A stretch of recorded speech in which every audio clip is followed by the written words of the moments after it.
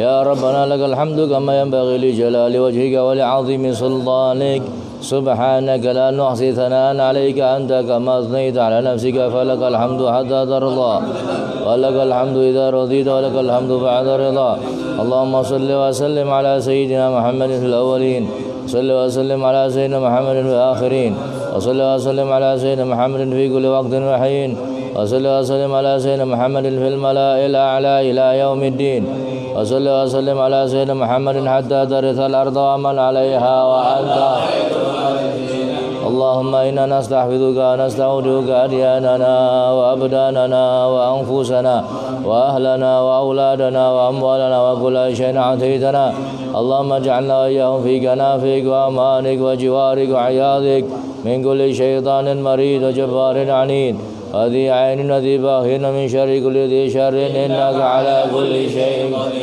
اللهم جملنا وإياهم بالعافية والسلامة وحققنا وإياهم بالتقوى والاستقامة وأعذنا وإياهم من موجبات الندامة في الحال والمال إنك سميع الدعاء وصل اللهم بجمالك وجلالك على سيدنا محمد وعلى آله وصحبه أجمعين وارزقنا كمال المتابعة له ظاهرا وباطنا يا أرحم الراحمين يا أرحم الراحمين يا أرحم الراحمين بفضل سبحان ربك رب العزة عما يصفون وسلام على المرسلين والحمد لله رب العالمين. الفاتحة. أعوذ بالله من الشيطان الرجيم بسم الله الرحمن الرحيم الحمد لله رب العالمين الرحمن الرحيم مالك يوم الدين إياك نعبد وإياك نستعين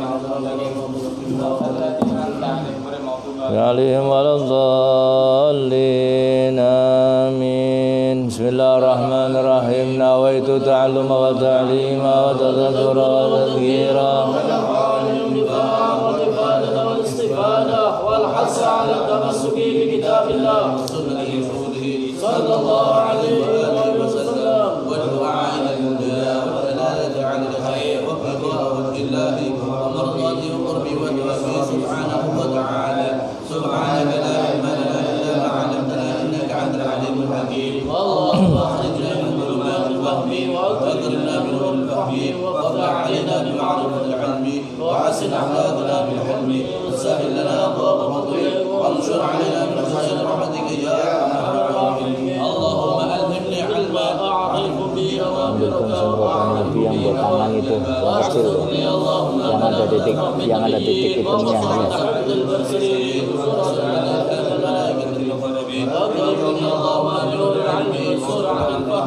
واجري من ظلمات الوهم وافتح علينا ابواب رحمتك وعلمني اسرار حكمتك يا رب العالمين اللهم استودعك مما علمتني فارده الي يوم حاجتي اليك ولا تنسني يا رب العالمين صلى الله على سيدنا محمد وآله وصحبه وسلم والحمد لله رب العالمين. Assalamualaikum warahmatullahi wabarakatuh. Waalaikumsalam warahmatullahi wabarakatuh.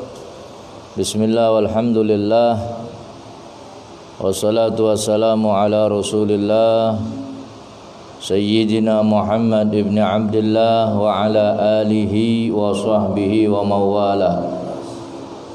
Subhanaka la ilma lana illa ma 'allamtana innaka antal alimul hakim. Rabbi shrah li sadri wa yassir li amri wahlul 'uqdatam min lisani yafqahu qawli wasaddid lisani wahdi qalbi bihaqqil qur'anil azim wa rasulil karim sayyidina Muhammadin wa ala alihi wa sahbihi ajma'in. Amma ba'd.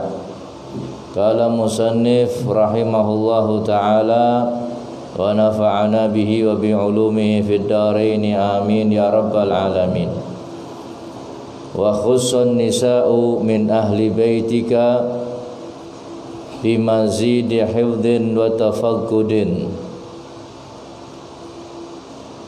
Dan khusus kaum perempuan dari keluargamu, maka kamu itu mesti menjaga dan memperhatikan lebih lagi ketimbang yang lain. Fa innahunna naqisatu aqlin wa dinin, sebab perempuan-perempuan itu kurang akalnya dan kurang agamanya. Wa 'allimhunna ahkamal haid wa faraidal ghusli wal wudu'i wa salati wa siyam, dan ajarkan kepada kaum wanita hukum-hukum haid dan juga fardu-fardunya mandi, wudu, salat, puasa, wa huquqil azwaj wa ma yajri majra dzalik.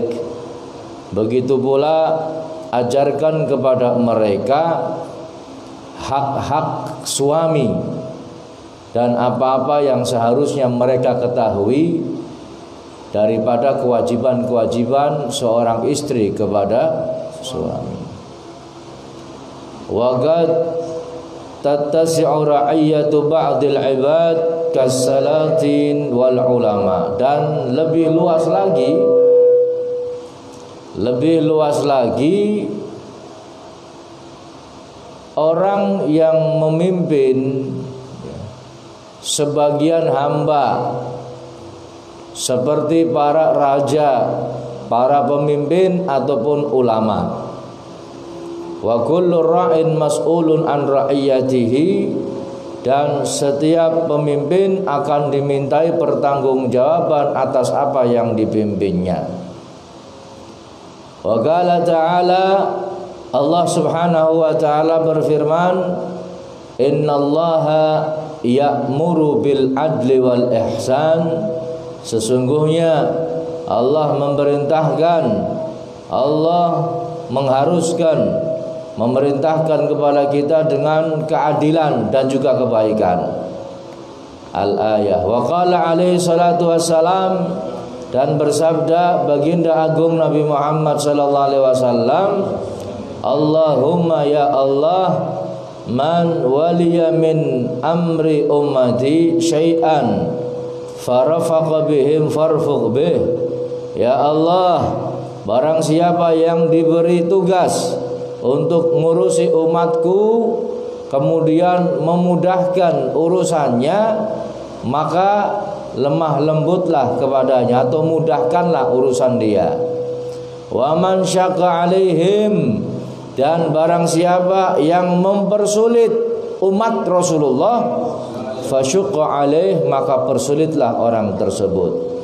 Wa qala alaihi salatu wasalam, dan bersabda Nabi Muhammad sallallahu alaihi wasallam, ma min walin yamutu yauma yamut, tidaklah seorang pejabat mati di hari kematiannya, artinya mati sesuai dengan waktu yang sudah ditentukan, wa huwa ghashin li ra'iyatihi, dan dalam keadaan menipu rakyatnya, illa haramallahu alaihil jannah, maka Allah haramkan kepadanya surga Allah Subhanahu wa taala.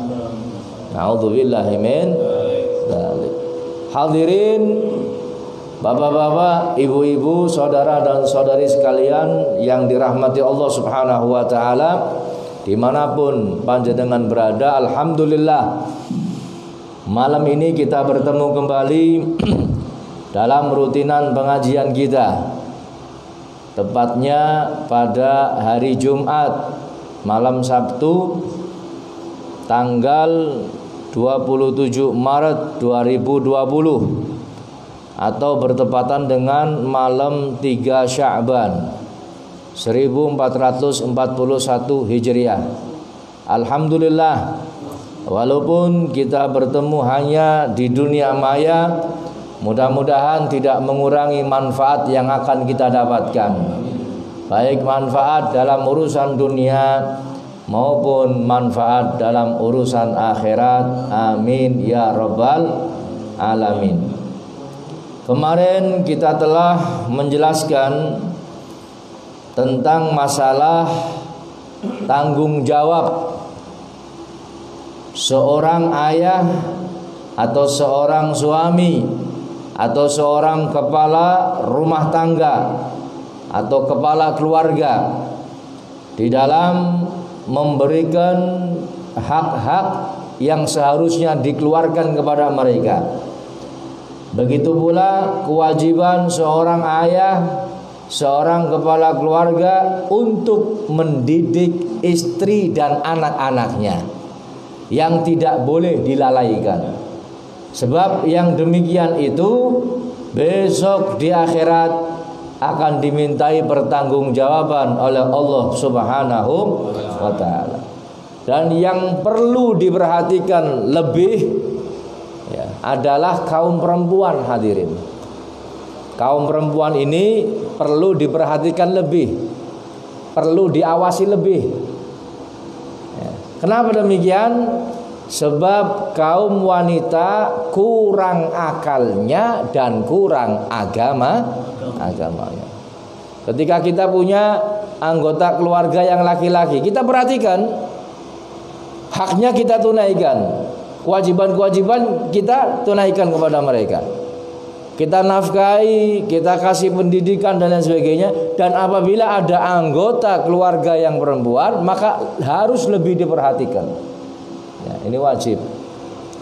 Apalagi di zaman sekarang ini, di zaman yang Masya Allah banyak fitnah yang terjadi di akhir zaman ini, maka sudah seharusnya kita ini memperhatikan mereka lebih.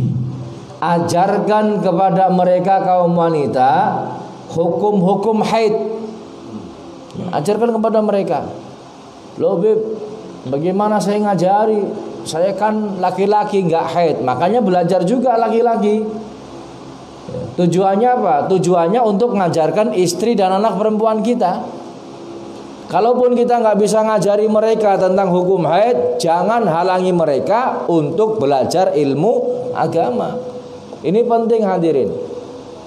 Kita orang sering ceramah di mana-mana, kadang kita iseng tanya, ceramah nggo guyonan takon. Ya, Bu, paling sedikitnya haid itu berapa hari? Ya, kebanyakan jawabnya seminggu. Kebanyakan jawabnya apa? Seminggu. Padahal paling sedikitnya haid berapa? Sehari haid. Sehari sama semalam. Nanti kelalen mau wadon sih, nanti kelalen. Cuman begitu, hadirin, banyak yang nggak ngerti. Mungkin 1-2 atau mungkin yang di lingkungan pesantren saja yang tahu tentang hukum-hukum haid. Yang lainnya nggak tahu, sudah pukul rata haidnya seminggu. Ketika haidnya lebih dari seminggu bingung, ini haid atau bukan? Ya mereka bingung. Padahal masa paling lamanya haid 15 hari beserta malamnya. Yang lebih parah lagi ketika ditanya paling sedikitnya nifas berapa hari, jawabnya rata 40 hari. Padahal paling sedikitnya nifas berapa? Lahdatan atau majatan, seperludahan, sekeceprotan. Ini nifas. Dan banyak yang nggak tahu, hadirin, banyak yang nggak tahu. Ya. Makanya jangan sampai istri kita, anak perempuan kita yang sudah dewasa nggak ngerti hukum-hukum tentang haid. Begitu pula ajarkan kepada mereka istri kita, terutama ini kefarduan mandi. Kefarduan apa? Mandi. Sebab yang namanya istri punya suami ya mesti anak duse. Ya kalau mandi biasa nggak ada masalah, tapi mandi wajib. Ajarkan kepada mereka, hadirin, bagaimana caranya. Ya. Syarat rukunnya seperti apa? Ya, ini harus diajarkan kepada mereka. Ya, aja sampai duwe bojo kur dipiara tok, nggak ngerti caranya ibadah yang dasar, yang paling dasar nggak tahu sama sekali. Naudzubillahi min. Kemudian ajarkan kepada mereka kefarduan wudu.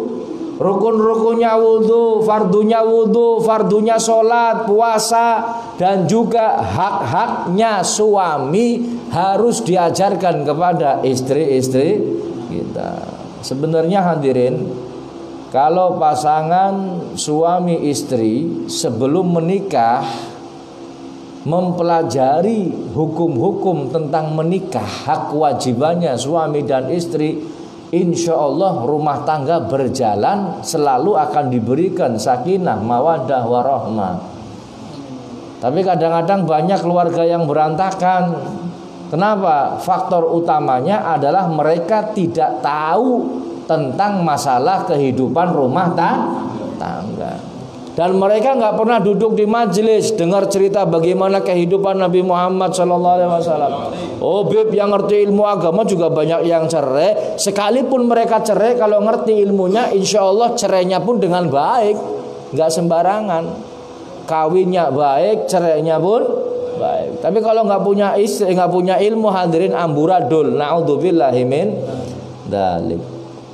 Lebih luas lagi, kalau kita menjadi pemimpin yang rakyatnya bukan keluarga kita saja, tapi punya rakyat sebagian umat ini, misalkan para raja, atau mungkin presiden, atau mungkin wali kota, gubernur, apalagi camat, lurah, ya, ini berarti punya apa? Punya rakyat, hadirin. Ini lebih besar lagi tanggung jawabnya.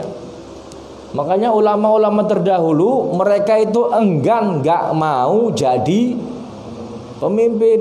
Kenapa? Tanggung jawabnya besar.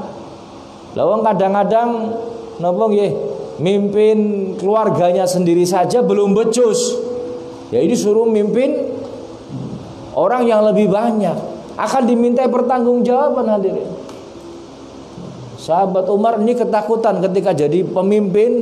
Beliau ini diperhatikan betul-betul, sampai setiap malamnya beliau itu sidak, inspeksi mendadak, dilihat rakyatnya satu persatu, sudah taat belum sama Allah, ada yang maksiat enggak, ada yang fakir enggak, ada yang butuh enggak, dilihat satu persatu ini sahabat Umar.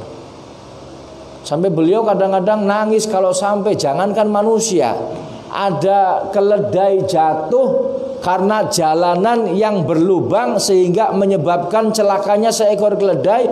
Beliau ini benar-benar perhatian yang luar biasa, top luar biasa. Ini pemimpin, hadirin. Yang namanya pemimpin seperti ini, perhatian sama rakyat, bukan justru gencet rakyat. Diperhatikan rakyatnya, sudah taat belum sama Allah. Diperhatikan rakyatnya, mana yang maksiat, dinasehati. Kalau nggak dinasehati, ya dihukum supaya sadar, supaya tidak melakukan maksiat lah. Ini tanggung jawabnya, hadirin. Saya sampai mikir seperti ini, hadirin. Jangan-jangan wong ora sembayang nang Indonesia, sing tanggung jawab presiden. Ya boleh. Kalau sampai ada orang lalai dalam urusan agama dan dapat dosa, kemudian pemimpin nggak mengingatkan, naudzubillahi min dzalik. Seperti kejadian saat ini yang sedang heboh, hadirin, tentang masalah virus COVID-19 atau disebut corona. Ya, ada yang nggak mau nyebut, wah saya nggak mau pakai corona, corona terus-terusan pakainya kif. Kif ini kalau dalam bahasa Arab mandek, corona terus sih, corona itu terus, corona semahu. Nah, ini terus artinya. Pokoknya ini yang lagi geger ini, hadirin, wabah seperti ini, yang jelas virus ini virus baru, ya kan? Artinya apa? Di zaman dahulu belum ada virus ini. Gegere seki kan? Berarti ini virus baru. Obatnya pun belum ditemukan. Sudah ditemukan obatnya? Belum ditemukan. Ya, antivirusnya belum ditemukan. Artinya ini virus-virus baru. Ya. Nabi kita Muhammad SAW pernah mengatakan, ya ma'syaral muhajirin khamsun idza tulitum bihinna wa a'udzu billahi an tudrikuhunna. Kata Rasulullah, wahai kaum muhajirin, apabila telah terjadi 5 hal berikut, maka Allah akan timpakan bala dan musibah kepada kalian. Dan aku berlindung kepada Allah semoga kalian tidak menjumpainya. Muhajirin dulu nggak menjumpai, hadirin. Tapi kita sekarang yang menjumpai.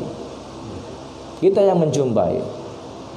Apa binu biha illa fasya fihimut ta'un wal auja' allati lam takun madat fi aslafihim alladzina madau. Kata Rasulullah, tidaklah perbuatan maksiat, perbuatan zina secara terang-terangan, bahkan diumumkan, disebarkan lewat medsos, disebarkan lewat internet, ya kan? Disebarkan sampai anak judul 80 juta. Kowe bapak-bapak kowe. Emutan 80 juta. Hah? Emutan ya 80 juta.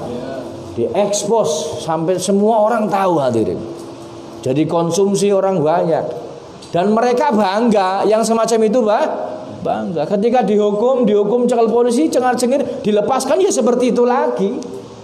Seakan-akan tidak ada rasa salah dalam wajah mereka. Ini kata Rasulullah, kalau sudah terang-terangan perbuatan zina, dosa, maksiat, ya dilakukan tanpa adanya malu, maka illa fasya fihi muta'un wal auja', maka Allah akan memberikan mereka wabah ta'un dan penyakit yang belum pernah Allah berikan pada kaum sebelumnya. Nah, ini terjadi nih.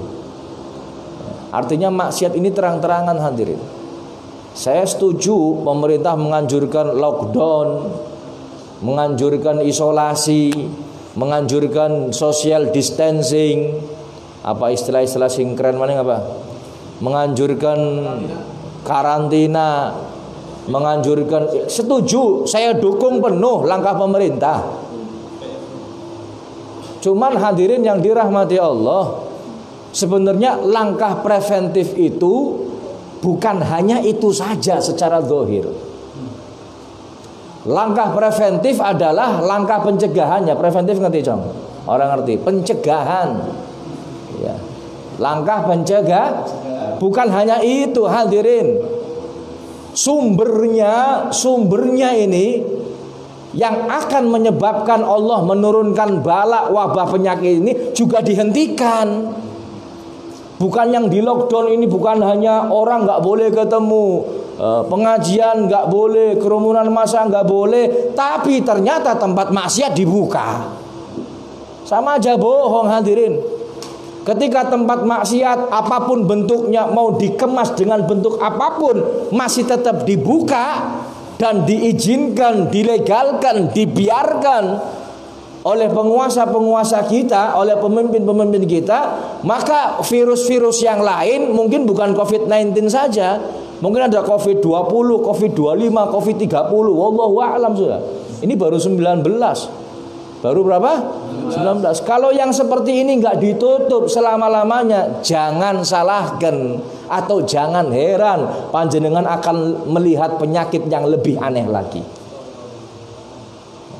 Ya setuju, monggo silahkan di lockdown, diisolasi, dikarantina, pakai masker, cuci tangan, ini dan itu, monggo silahkan.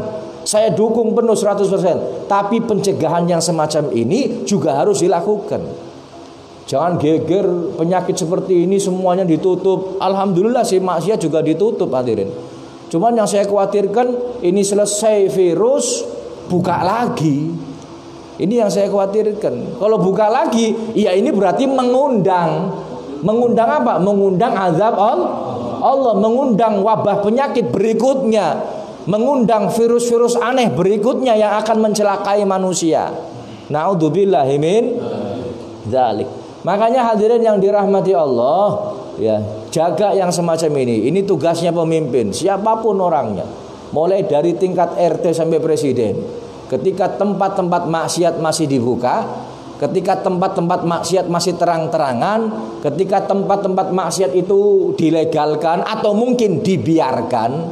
Kalau legal mungkin ya nggak mungkin ya. Cuman biasanya dibiarkan yang semacam ini, ya tunggu saja virus-virus berikutnya.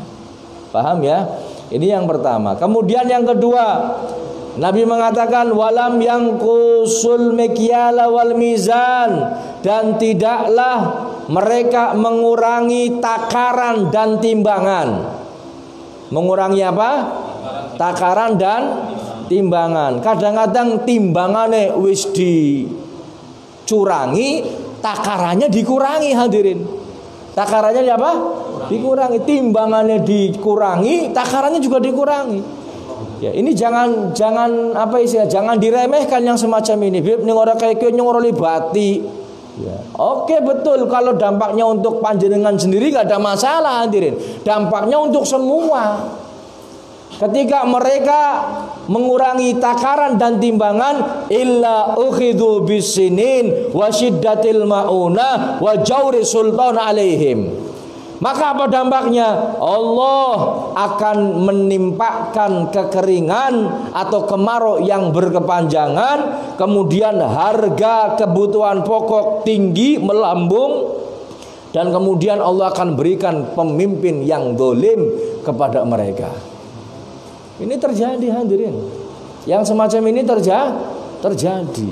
Kalau kita ngelihat beras, coba panjenengan beli beras 1 karung 25 kilo, timbangan sama timbangan panjenengan nggak ada 25 hadirin. Ini yang seperti ini ada. Padahal mungkin pemerintah saya yakin sudah membuat lembaga-lembaga untuk ngecek apa timbangan ya, namanya apa, ada kan? Ada nggak? Kayak apa bensin itu,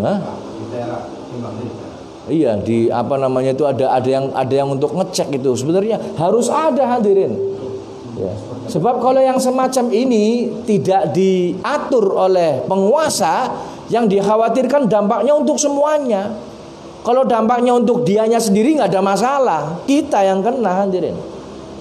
Nah, ini tugasnya pemimpin sampai di sini. Urusan pasar pun, urusan jual beli harus diperhatikan pemimpin. Jangan sampai ada yang mengurangi takaran atau timbangan. Ingat sahabat Umar ketika beliau sidak, inspeksi mendadak, kemudian dengar ada percakapan antara seorang anak perempuan dengan ibunya. Ini keluarga penjual susu. Kata ibunya sama anak perempuannya, "Nak, itu jangan lupa susunya dikasih air supaya banyak. Jadi kita untungnya banyak." Maka anaknya mengingatkan, "Mah, ini ada peraturan dari pemerintah kita. Gak boleh kita jualan susu ditambah dengan air, namanya curang. Gak boleh. Umar bin Khattab ini sudah ngasih peraturan sama kita, gak boleh dikurangi, gak boleh ditambah susu dengan air."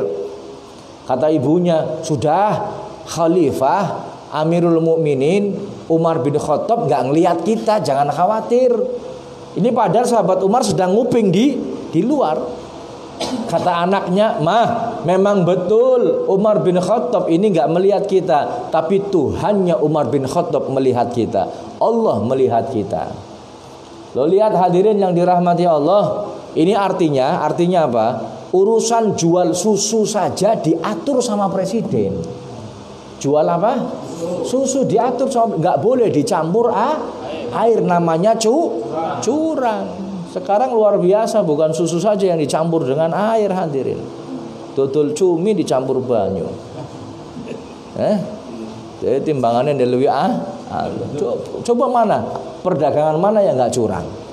Hatta yang kiloan wesi sisan koncong. Mesti anak kurang-kurangane. Ini yang jadi masalah seperti itu hadirin yang dirahmati Allah. Kemudian yang ketiga, wala yamna'u zakata amwalihim illa muni'ul qatra minas sama, dan tidaklah mereka mencegah mengeluarkan zakat mereka melainkan Allah cegah hujan dari langit enggak turun ke bumi. Walau lal bahaim lam yumtaru, kalau bukan karena binatang maka Allah enggak akan menurunkan hujan. Harusnya panjenengan berterima kasih sama kambing, berterima kasih sama sapi. Kalau bukan karena mereka binatang, Allah nggak menurunkan hujan. Bayangkan berapa banyak orang yang menahan zakatnya. Ya, zakat toh. Ya nyong ngetokna tak tokona yatim piatu, zakat nang yatim piatu. Ketara gorowe ye. Zakat ya harus fakir miskin. 8 golongan yang menerima. Yatim piatu itu bukan untuk terima zakat, kecuali sudah besar. Ya boleh. Kalau masih kecil yatim piatu ini nggak terima zakat, tapi dijamin hidupnya, bukan terima zakat. Nah, ini banyak hadirin. Giliran mumet, hitung-hitungan koro kiai, koro ustad, giliran nikah, sunat, kematian, hitung-hitungan, tapi pas ngitung zakat orang gelem ngundang kiai. Padahal hartanya banyak. Dihitung wis pokoknya zakat 2,5%. Nah, ini nggak bisa, hadirin. Banyak yang menahan zakat, akhirnya Allah tahan hujan tidak turun. Kalau bukan karena binatang, Allah tidak akan turunkan hujan. Walam yanqudu ahdallah wa ahdar rasulih illa sallatallahu alaihim aduwan min ghairihim fa'akhadhu ba'da ma fi aidihim. Apabila satu kaum telah meninggalkan perintah Allah dan perintah Rasulnya, ada perintah Allah, ada perintah Rasul, kok nggak diindahkan, kok nggak dikerjakan perintahnya, nggak ditinggalkan larangannya, leha-leha begitu saja, maka Allah akan menjadikan mereka dikalahkan dan dikuasai oleh musuh-musuh mereka dari luar mereka. Nggak usah perang, dikuasai kita, hadirin. Sebabnya apa?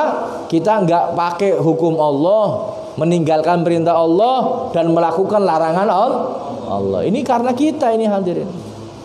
Kemudian yang terakhir kata Rasulullah SAW, wa ma lam tahkum a'immatuhum bi kitabillah wa yatakhayyaru mimma anzalallah illa ja'alallahu ba'sahum bainahum.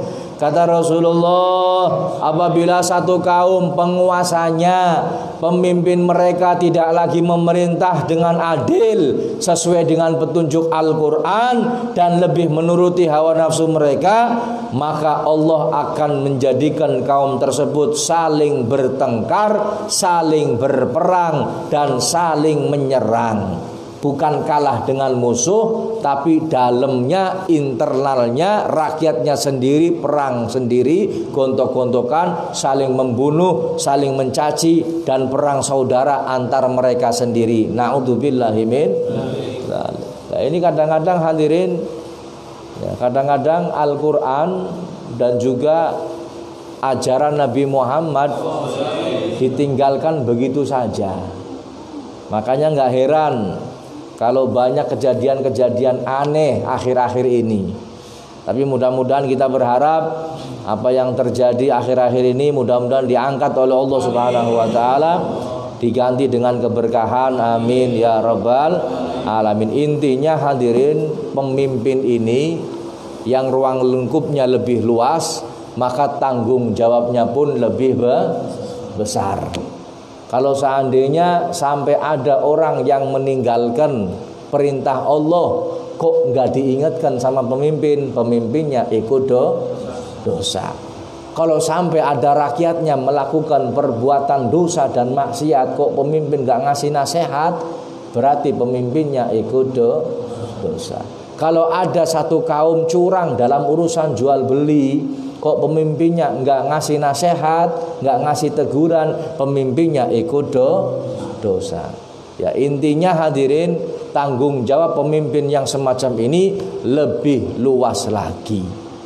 Ya, begitu juga pemimpin pun harus memperhatikan rakyatnya, harus memperhatikan rakyatnya, harus ngurus dan memudahkan mereka, tidak boleh menyulitkan rakyat.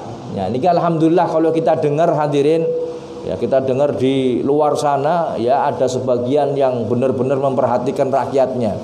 Ya ketika lockdown karena corona ini, ya semua rakyatnya dibebaskan dari listrik, dibebaskan dari air, disupport ininya dan ini. Memang harus, ini kewajiban, bukan sesuatu yang mengherankan, bukan sesuatu yang mengherankan. Tapi kalau sampai ada pemimpin nggak memperhatikan rakyatnya, ini yang mengherankan hadirin. Ini yang mengherankan. Ini yang mengherankan. Suruh jaga jarak, suruh di lockdown, suruh diisolasi, ya aja kerjanya nang omah, ya ning oleh gaji bulanan. Sing ora oleh gaji bulanan, ya klenger. Pan mangan apa? Pan tuku beras nganggo apa?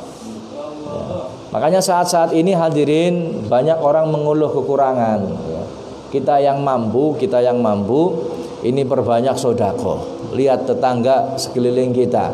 Ya, barangkali akibat dari lockdown ataupun isolasi ini atau karantina ini, mungkin ada yang nggak makan, mungkin ada yang ora adang, Mungkin ada yang nggak bisa beli beras, perhatikan ya, kemudian kasih ya supaya mereka pun bisa mendapatkan kenikmatan ya daripada apa yang kita berikan kepada mereka.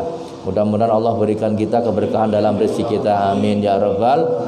Nabi sampai berdoa seperti ini, ya Allah, apabila ada orang diberikan tanggung jawab jadi pemimpin,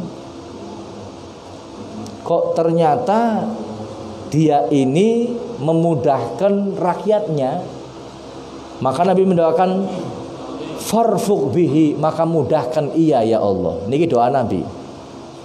Nah ini yang bahaya. Waman syaqqa alaihim fasyuqqa alaih, dan barang siapa pemimpin yang mempersulit rakyatnya, maka persulit ia ya Allah. Niki dongane Kanjeng.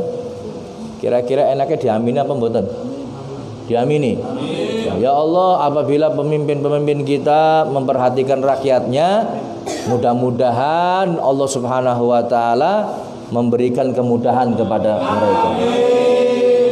Tapi apabila ada pemimpin-pemimpin kita yang mempersulit rakyatnya, maka persulit ia ya Allah. Niki sing donga Kanjeng Nabi. Dan yang paling akhir Nabi mengatakan, tidaklah seorang pemimpin, seorang pejabat mati di hari kematiannya dan dia menipu rakyatnya. Dalam keadaan apa? Menipu rakyatnya dengan apapun juga, baik terang-terangan maupun sembunyi-sembunyi, dengan dalih apapun. Ada pemimpin yang menipu rakyatnya, maka kata Nabi Muhammad, Allah haramkan surga kepadanya. Allah haramkan surga kepadanya. Na'udzubillahi min. Makanya mudah-mudahan hadirin yang dirahmati Allah, barangkali kelak kita jadi pemimpin yang ngatur masyarakat, mungkin jadi RT, jadi RW, jadi lurah, jadi camat, jadi bupati, wali kota, gubernur, terus apa maning? Presiden. Ya, maka hati-hati ya, perhatikan nasihat Nabi ini ya. Oh mungkin kita enggak beb, bokat anaknya panjenengan. Ya bokat Burhan jadi presiden siapa ngerti. Bisanya amin. Pengen jadi presiden. Kita kan nggak ngerti, kita nggak tahu hadirin, nggak ngerti yang semacam ini. Ya mudah-mudahan jadi pemimpin yang adil, amin ya rabbal alamin. Mungkin ini saja hadirin yang dirahmati Allah yang bisa kami sampaikan ya. Mudah-mudahan apa yang